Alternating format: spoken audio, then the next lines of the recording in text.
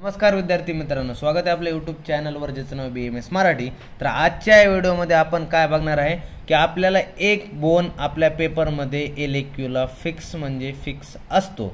तर आता जर बोन आला तर काय होईल, आपल्याला कसा लिहावा म्हणून काही विद्यार्थ्याला आयडिया नसतो आणि काय होतं, विद्यार्थी काय होतं पेपर जर आला तर हातात मग ते डगमळून जातात वगैरे की घाबरतात वगैरे, कसा बोन लिहावा त्यांच्या लक्षात येत नाही। मग खालचे वर पॉईंट, वरचे खाली पॉईंट आणि त्यांना कुठंच यामध्ये 4-2 पॉईंट ते मिस होऊन जातात, त्यामुळे त्यांना त्या LAQला कमी मार्क येतात। तर आजच्या या व्हिडिओमध्ये आपण असे पॉईंट लिहिले आहेत 9 पॉईंट, त्यानुसार तुम्हाला ते LAQ लिहायचं आहे जेणेकरून तुमचा कोणताही पॉईंट मिस नाही होणार आणि पूर्णपणे तुम्ही त्या LAQला अटेम्प्ट करून छानपैकी त्यामध्ये मार्क मिळू शकतात। आता त्यामध्ये पहिल्यांदा सुरुवातीला बघून घ्या काय सांगितलंय। आता पहिला जो पॉईंट असणार आपल्याला बोन जर पडला तर सुरुवातीला तुम्हाला त्याचं आयुर्वेदिक लिहायचं।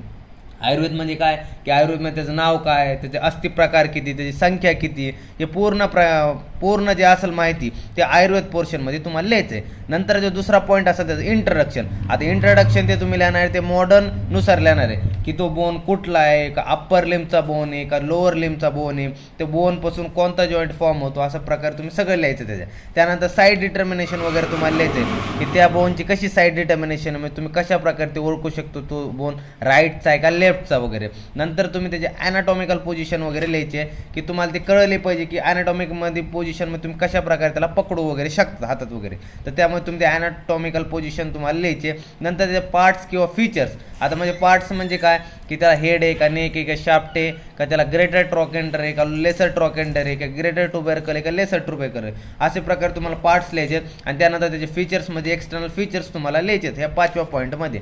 नंतर जे जायचं तुम्हाला त्याचे अटॅचमेंट्स त्या बोनचे लिहायचे।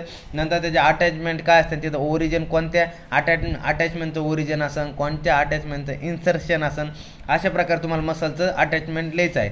नंतर त्याचं लिहायचं तुम्हाला ऑसिफिकेशन, काय त्या बोनचं कोणतं ऑसिफिकेशन आहे, प्रायमरी किती सेंटर आहे, सेकंडरी किती सेंटर आहे। नंतर अशा प्रकारे लिहून त्यानंतर तुम्हाला डायग्राम लिहायची, डायग्राम मिस करायचे नाही, तुम्हाला डायग्राम लिहायचे। डायग्रामला तुम्हाला जवळपास 2 मार्क असतात, त्यामुळे तुम्हाला छानपैकी सुंदर अशी डायग्राम काढून त्या डायग्रामला लेबल वगैरे करायचे आणि ते डायग्रामच्या खाली नाव लिहायचे की ती डायग्राम कोणती आहे, अँटेरियर ॲस्पेक्टची आहे का, पोस्टेरियर ॲस्पेक्टची आहे की, राईट बोनची का लेफ्ट बोनची, तुम्हाला ते खाली मेन्शन करायचं आणि ते कोणत्या बोनची सुद्धा मेन्शन करायचं अशा प्रकारे। आणि शेवटी तुम्हाला क्लिनिकल ॲनाटॉमी मस्ट लिहायची म्हणजे लिहायची।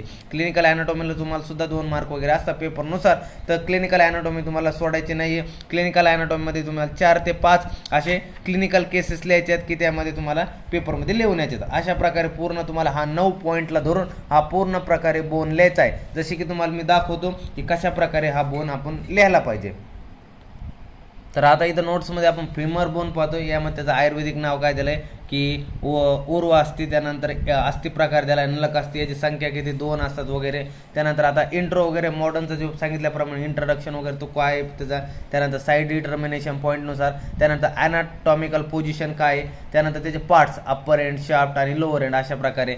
त्यानंतर पुढं जर पाहायला गेलं तर पुढंमध्ये काय सांगता येईल आपल्याला, आता पुढं जर पाहायला गेलं तर त्यामध्ये आपल्याला की त्याचे एक्सटर्नल फीचर वगैरे आपल्याला पाहायला मिळू शकते की एक्सटर्नल फीचरमध्ये आपल्याला एक्सटर्नल फीचर्स लिहायचे आणि नंतर मग पुढं एक्सटर्नल फीचर झाले, त्यानंतर एक्सटर्नल फीचर्समध्येच येतात की बॉर्डर वगैरे, सरफेस काय, बॉर्डर काय वगैरे अशा प्रकारे, त्यानंतर त्याचे पार्ट्स वगैरे। आणि नंतर मग पुढं झालं की त्याच्यामध्ये आपल्याला पुढं लिहायचे अटॅचमेंट। मग अटॅचमेंट इथं कोणती की हेडला, नेकला, शाफ्टला वगैरे अशा कोणत्या अटॅचमेंट काय, ओरिजिन कोणाची, इन्सर्शन कोणाचे, अशा प्रकारे। आणि शेवटी मग डायग्राम वगैरे छानपैकी काढून त्यानंतर आपल्याला क्लिनिकल केस लिहायचे अशा प्रकारे। अशा प्रकारे पूर्ण तुम्हाला LAQ 4 ते 5 पानात लिहून तुम्ही छानपैकी तुम्हाला बोनला मार्क मिळू शकतात। अशा प्रकारे लिहिल्यावर तुम्हाला आयुर्वेदचे बी मार्क मिळतील आणि मॉडर्नचे सुद्धा बी चांगल्या प्रकारे मार्क मिळतात। आणि एक्झाम म्हणजे पेपर चेक करणं असेल त्याला कुठं चान्सच भेटणार नाही की तुमचे मार्क काटावे कुठं तरी, तर मग तुम्हाला छानपैकी असे मार्क मिळतील। तर अशा वेळेने तुम्ही ते पॉईंट पाठ करून जरी ठेवले की तुम्हाला ते 9 पॉईंटनुसार असा पूर्ण बोन लिहायचा आहे, तर तुम्ही पेपरमध्ये तुमचा एक पण पॉईंट मिस होणार नाही आणि छानपैकी तुम्ही पेपरमध्ये त्या पॉईंटनुसार तो तुम्ही LAQ अटेम्प्ट करू शकता। धन्यवाद।